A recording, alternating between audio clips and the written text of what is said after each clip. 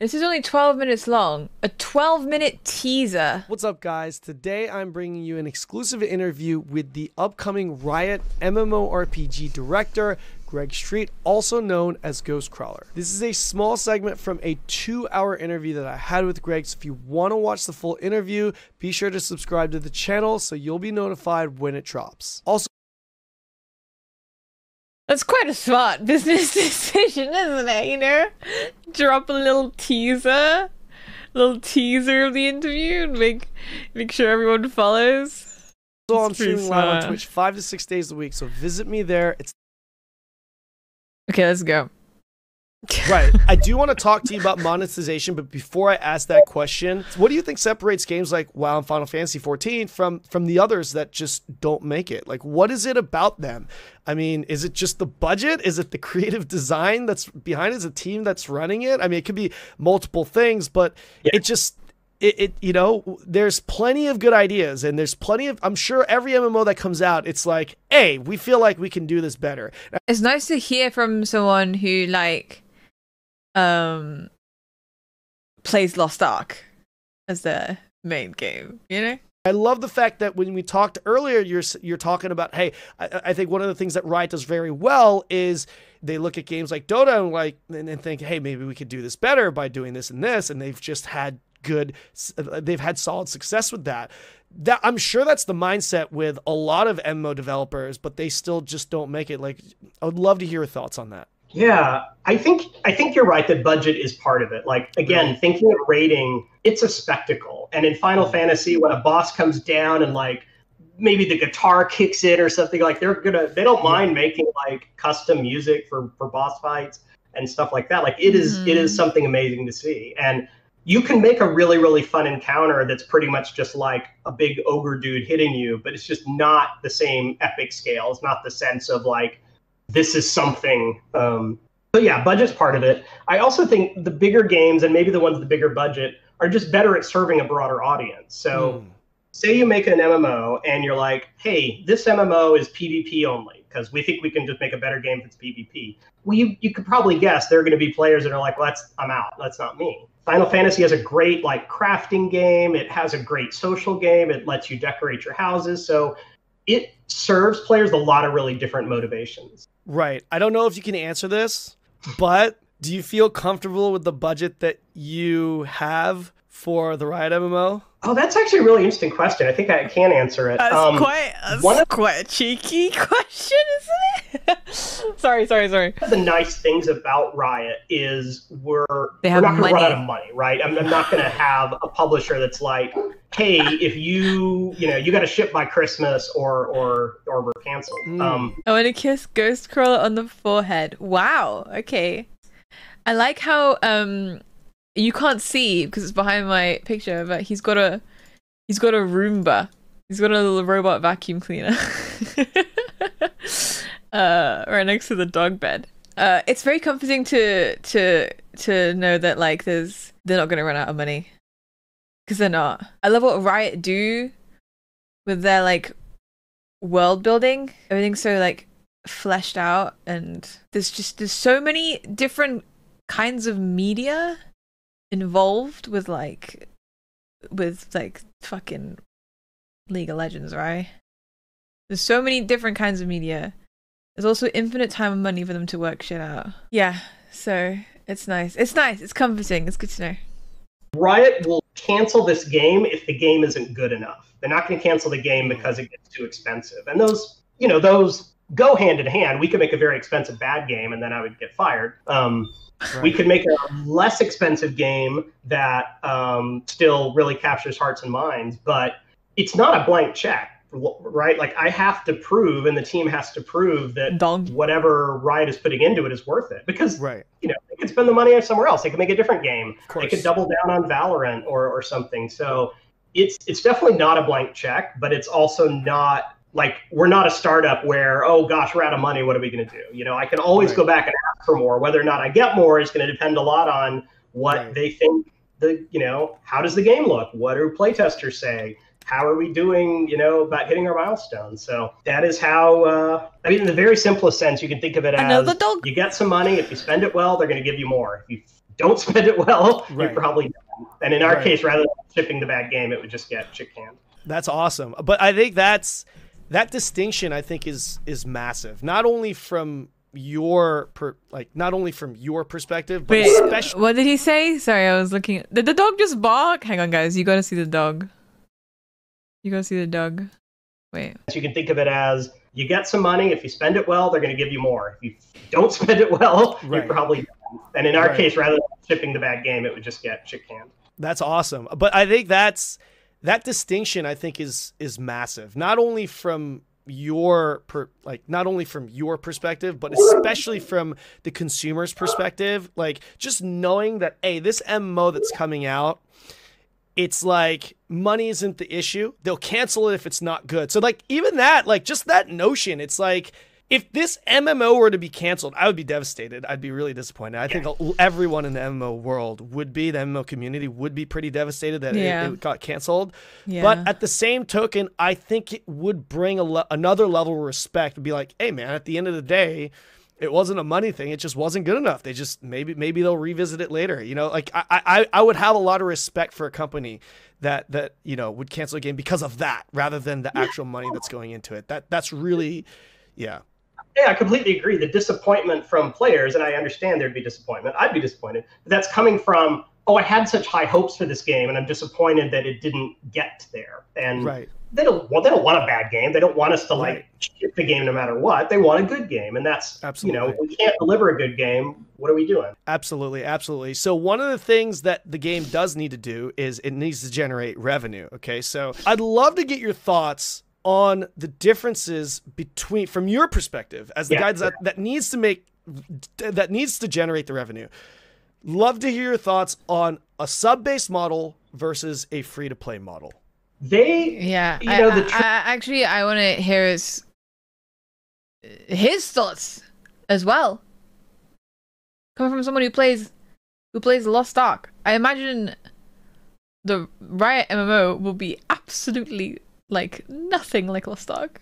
I hope, like money-wise, it is nothing like Lost Ark. The truth is, they're both viable. What you generally get in a sub-based model is fewer players, because fewer players can afford it, but are a very steady revenue stream. So you might say, I would rather 1 million players who pay me $15 a month regularly than 5 million players who sometimes pay and sometimes don't. That's just, that's just the economics of it. So generally, if you want to go free to play, it's because you think you can have a lot of players and you'll be okay even if they don't individually spend a lot of money. You'll have a lot of players who spend nothing. You'll have some players who spend more, but on average, you're assuming they're not going to pay that much, and you make up for it with size. And you see that in a lot of mobile games, not just mobile MMOs, but mobile games in general. Assume that they don't have very long a lifespan, so they need to like make money right away. Big audience right away, because then people are gonna drop them and move on to the next thing. Yeah, so I started My Singing Monsters a few days ago, and I paid £5. And now I don't want to play the game anymore. Now that I've paid £5, I don't want to play.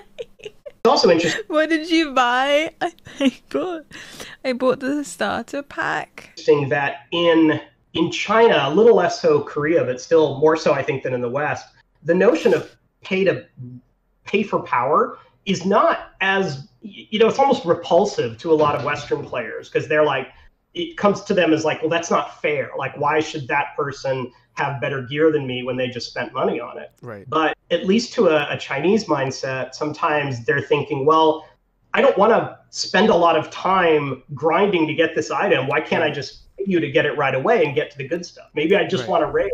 Let me skip to the good stuff. Particularly, this was more true in both Korea and China, when a lot of gamers had to play it at PC bongs or PC cafes, because then they're literally paying for the hour. Right. So rather than paying per hour to get 100 hours to get a sword, let me just buy the sword and skip all that stuff. So we're not going to do pay to win. We're not going to do pay to power. I'm pretty confident saying that. The business that's a big one. I probably said that, or a lot of players assume it's just not Riot's style. Well, We really want players to feel like they're welcome back in the game at any time. And yeah, if life is... It's not going to be pay to win.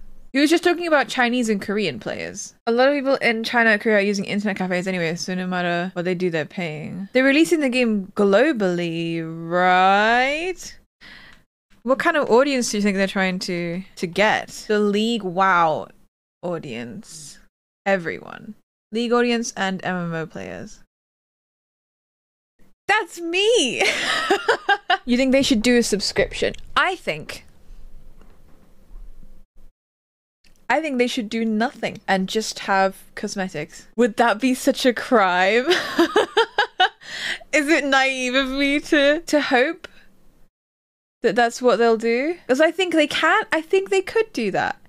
They're sat here saying they're not going to run out of money. They will scrap the MMO if it's bad, not if it's expensive. So surely some kind of like free to play €30 skins. Exactly. If it's a skins MMO, it won't reach the heights of WoW or Final Fantasy. Why? Why not? I think it'll be better. I think it'll be better. Also, they're not popular because of subscription.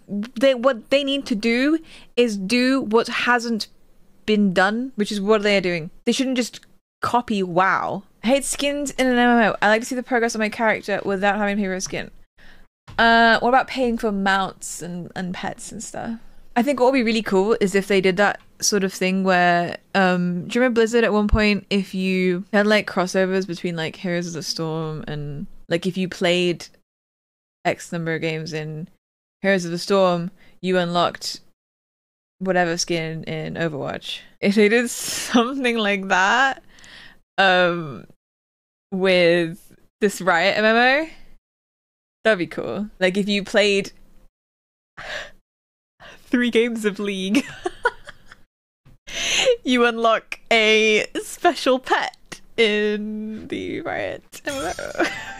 Missed you guys. It's rough right now and you're between jobs or you just can't, you can't pay for the subscription. I'd rather them not churn out rather than be able to keep playing. So that's why Riot has traditionally liked free to play with purely cosmetic purchases. But again, is that enough though?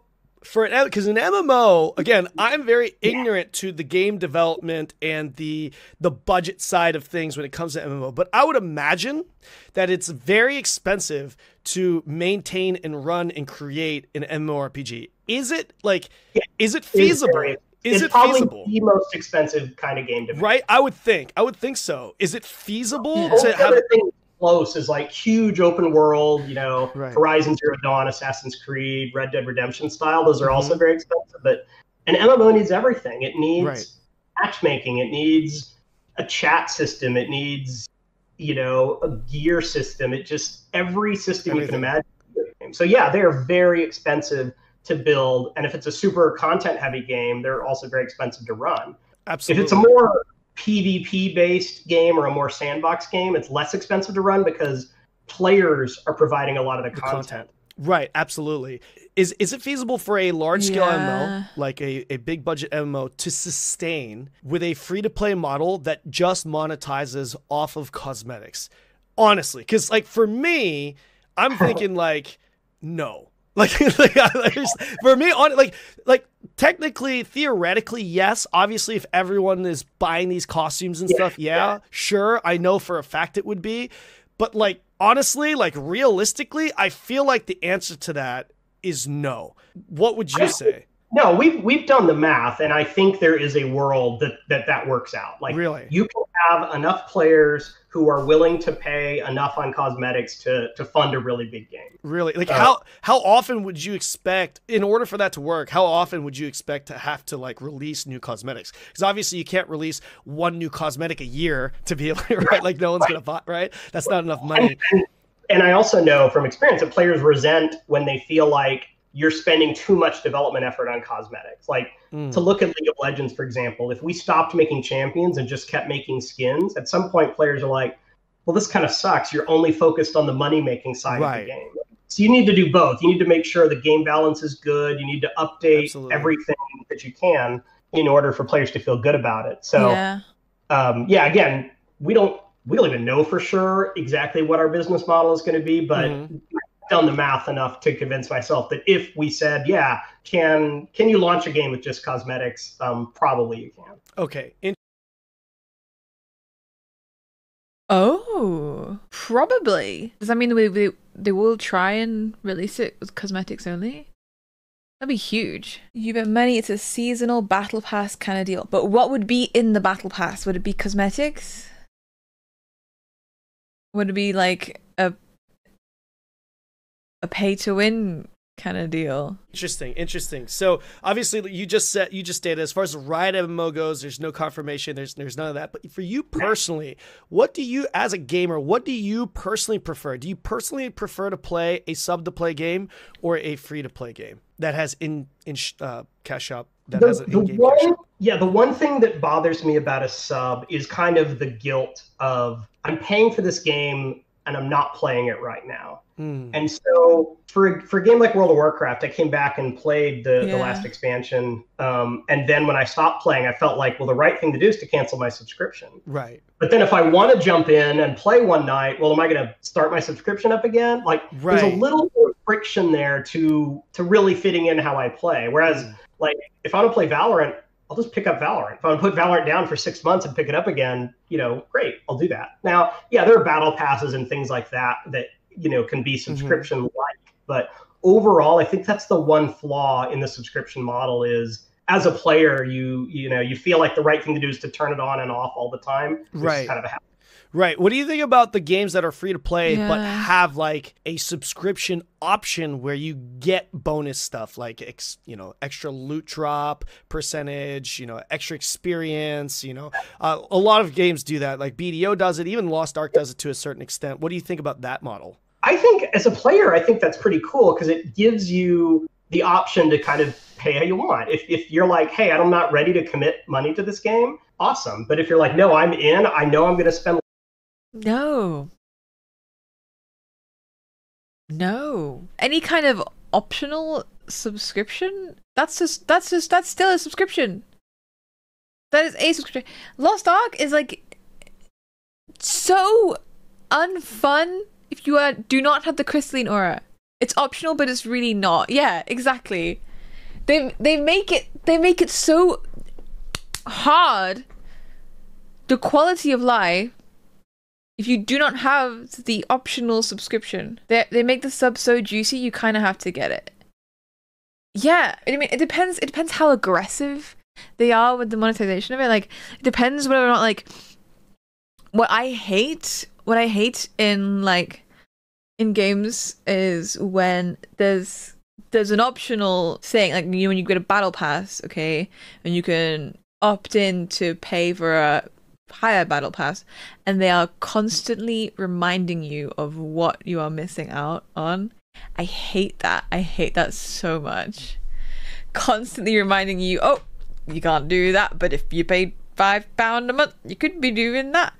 That's